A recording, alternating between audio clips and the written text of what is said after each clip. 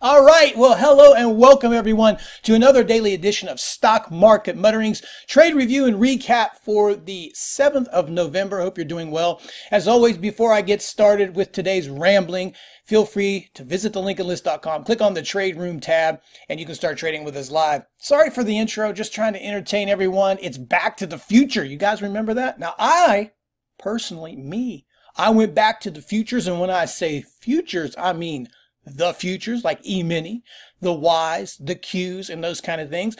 So if you guys don't know what that is, we'll talk about that a little bit later, but it's been a little while since I've traded those, and man, did I pick the right time to do it. It was a sweet trade today on those that definitely made up for all of the bumpy road that I have traveled thus far in the last few days. So we're going to talk about that. As I said, if you need help, you know where I'm at. So where are we going to start? Because, man, this market just went, we're just on a tear again. We're like, it's just complete V-shaped rally. It was really interesting to see how, well, I was interested to see how this election last night was going to parlay into the market. And it was just uber bullish, like dumbness bullish, where you didn't get a pullback anywhere. I'm just going to pull up the Dow, 545 points. And when you're looking at this chart here, you're just stair stepping, and it's rare that you get a melting day that just goes from bell to bell with really almost no test of a deeper moving average on the intraday. So we'll see how this plays out tomorrow. Now when you're looking at the daily chart down below, it's like this damn thing is 800 points or so. I'm just doing this off the top of my head. 800 points off of all-time highs. Just like that. If you remember, it was a week and a half ago, the world was over. On that Friday, everything was just getting swallowed whole. And here we are, 8 trading sessions later, 900 points off of all-time highs. Nuts. So let's talk about these trades, because one of the things I started to tell you, going all the way back to October, was the shorting into strength, buying into possible weakness. And I started to taper off of that because that was one of the pivotal points that started this rally. Once the rally really started to grab hold and sink its teeth in, that kind of trade becomes extremely dangerous. So I really wanted to buy stocks today. That was my thinking. I felt that we were going to rip up there a little bit from last night's action, and I wanted to buy. But, I just still, from all the years I've been doing this, I really have a hard time buying crap that just goes vertical in the morning. I just don't do it. It never works out for me. If it works out for you, then good for you. But, man, I just get in trouble with that. So we start just going vert here out of the open, and, the next, well, actually, Netflix wasn't my first trade. I got this one up. My first one was Etsy, and I used to be long this thing in our swing program, and it was a good trade. And this thing starts gapping up, and I'm like, you know what? I think I'd like to buy it. Maybe if it'll settle down. It already had gapped up significantly from last night. It closes at $40, starts out at like 46, 47. I'm like, let's see if it settles in. Forget settling in. And it just goes vert, straight up, straight up, straight up. And I'm like, look, that's just too damn much for Etsy right now. At least for me it is. I'll wait till it calms down, maybe get a couple of reds or a pivot, and let me go for a short. So for the last 2 days, this has worked. I've kind of felt that the money would be on the short side on any kind of market pullback, which we really haven't got, though. But what really cost me with the BABA trade, if you've been watching these, not BABA trade, BABA's always been good to me. I forgot. Oh, Win. Yes. I got a short-term memory, right? Win and IBM. Yeah, those two. That was it. Win and IBM was the two big losers to start this month.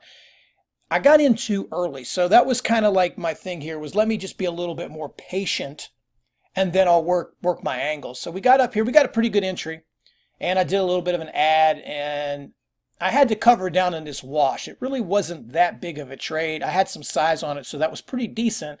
But still, I was kind of looking for that extra push down. And when we set up this double bottom, I went ahead and covered. And then it bounced back up again. Actually, I covered a position. I kept a small piece open for it, and I covered most of it. Then when it bounced back up, I did it again. And it sort of had the same view that we looked at with Bobby yesterday, which was a nice trade. And I'll show that to you. You had this this is not first pivot, this late day pivot right here. And then you come back here and you have this like extended double bottom. You see it right here at this bottom. And then it kind of retests that $50.40 again a little bit later, about an hour later. and then it comes back up, gets rejected at high. So it's really fighting in top of this range. So it's got a triple top that it's working on and a double bottom that's working on in a very short time frame.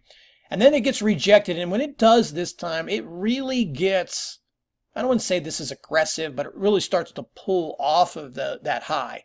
So this really puts you in a good position as a short seller because you've got multiple areas of rejection, which you could use as a stop.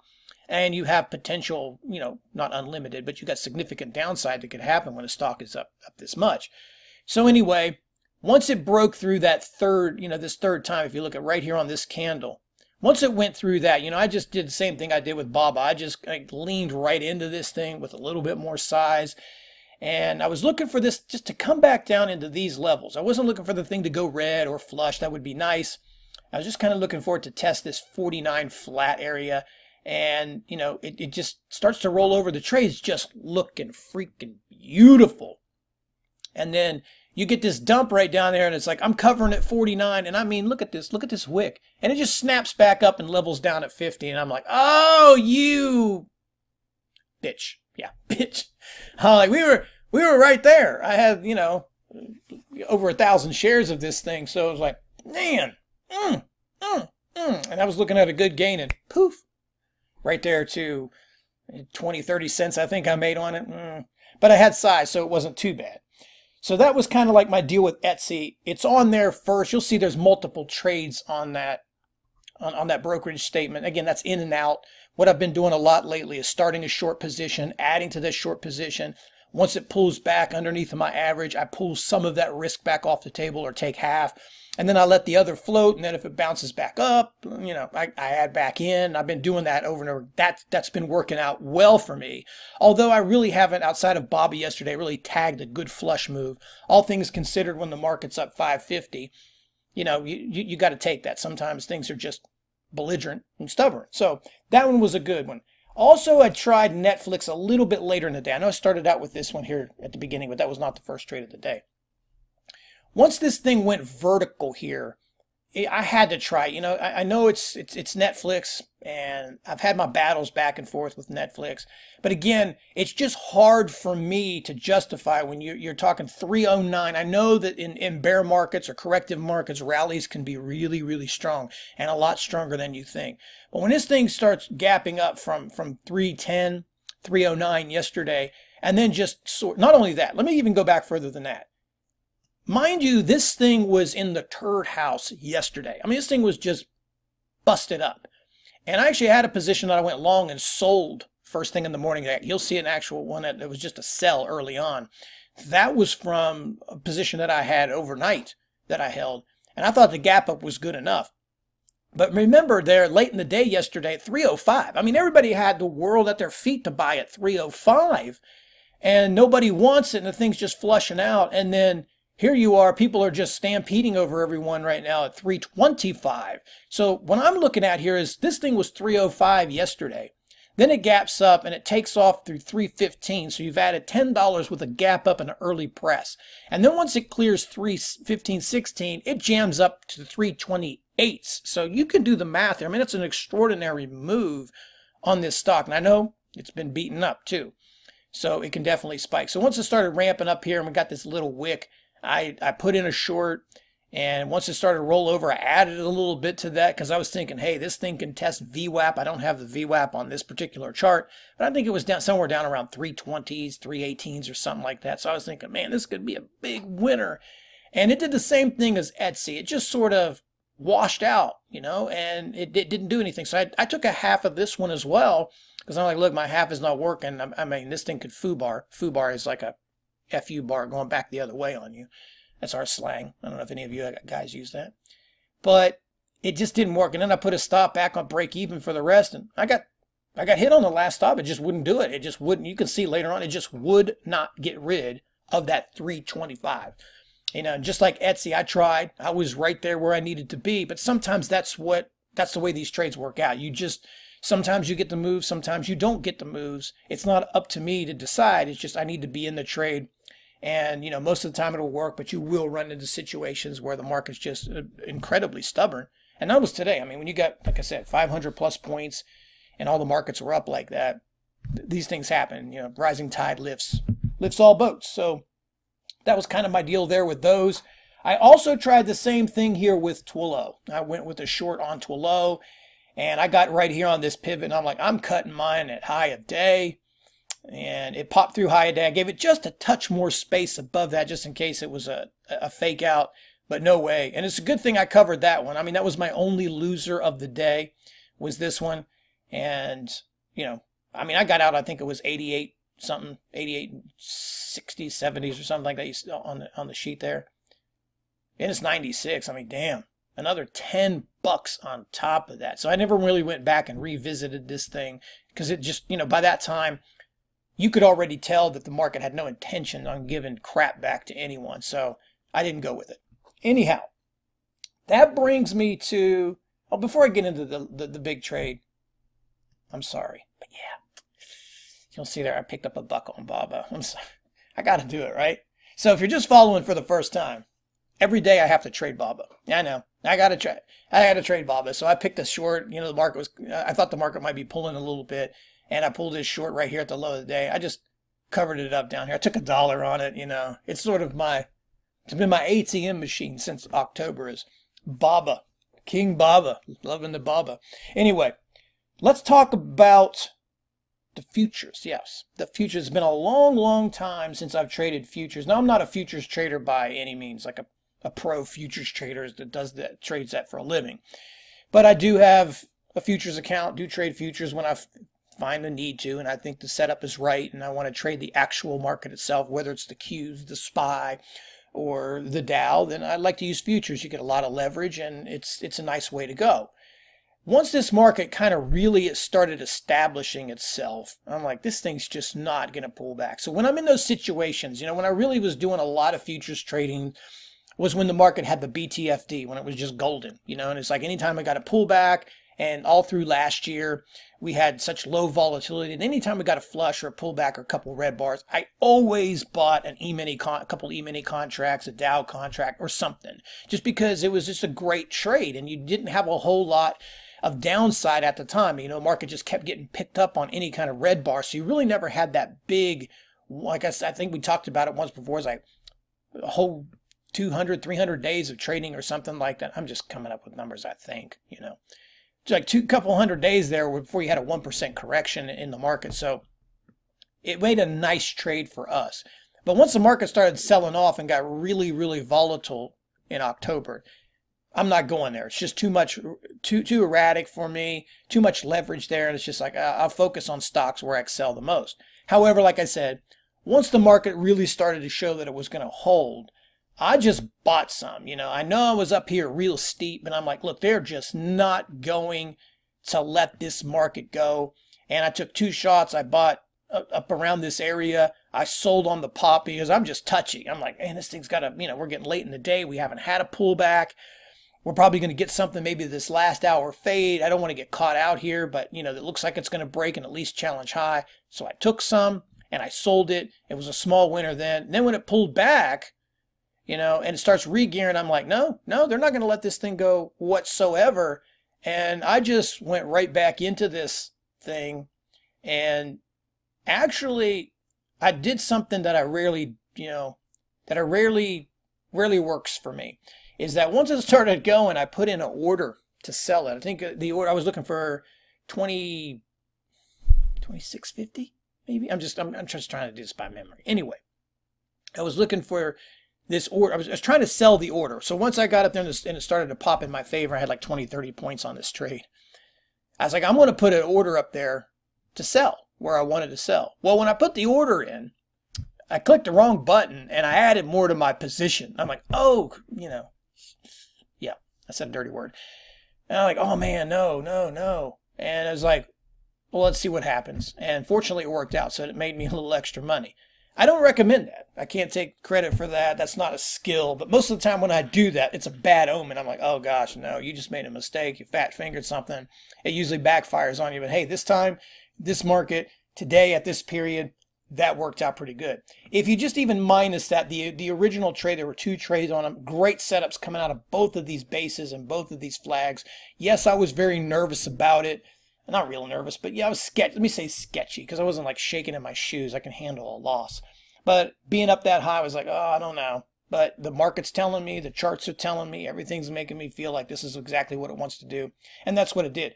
So this was a huge day. I mean, this made up this monster day that made up for a couple of bumpy days there that I had at the beginning. So we got two back-to-back green days.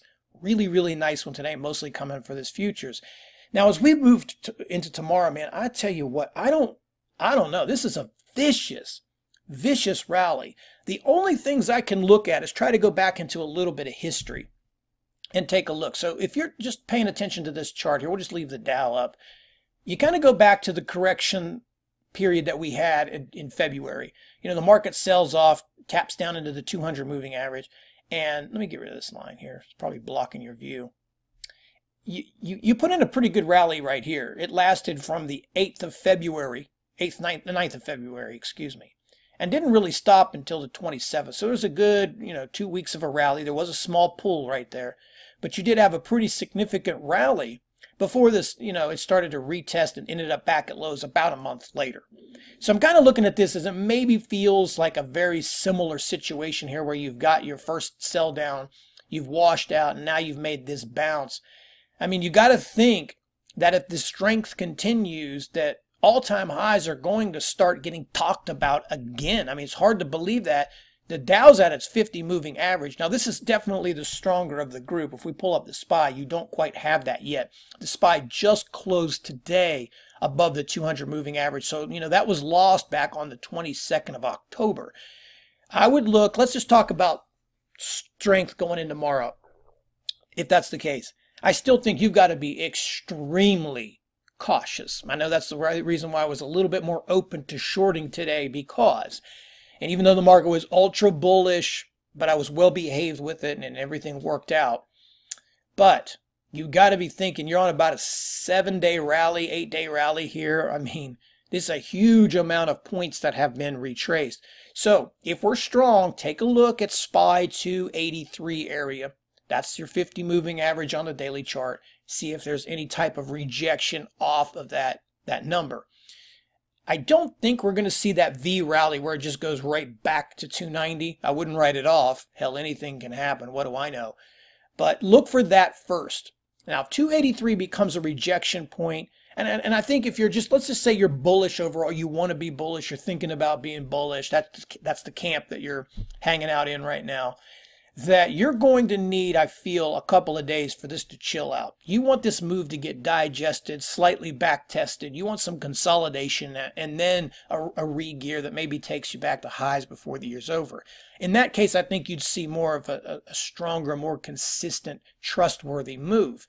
You may not get that. You may just go straight to hell back to 290. I mean, you got one more day like today, and you're going to be pretty much right there. So, I mean, just like that, the snap of a finger, we're talking about all-time highs again. I mean, this is a vicious move. So you got to be careful on one side about the longs that you choose and look for these levels. But if it holds, I mean, you still have to respect the fact that, yeah, I guess we could very well go back to all-time highs. And you got a lot of stuff that bounced pretty good. Now, if there is a sector that's just a touch behind, it would be the NQs. There's a little bit more room up to that, which is, techs and stuff like that.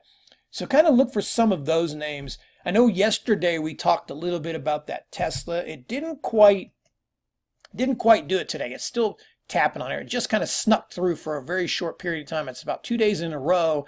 But the way that it does it, it just was up a little too much, and it's been erratic with its behavior. But still keep an eye on that. If that 350 area upper 350s, I should say, can go, then this thing's got 380 possibly in it. I mean, it's really interesting here to see that just a week or so ago, we're in the hole, and here we are. We're like, one more day of this, and you're going to hear that all-time high talk. It's just nutty. So really, it's a trade-by-trade basis here. Pick and choose your spots, use your stops, and all that good stuff. I'll leave it there because I just ranted for a long time. But I entertained you at the beginning with a little Huey Lewis, Back to the Future. So guys, anyway, thanks for watching this video. Thanks for listening to me ramble. As always, if you need help, feel free to reach out to me at support@thelincolnlist.com. I want to thank for your support, for watching the video. Take care, trade well, and I'll chat with everyone tomorrow.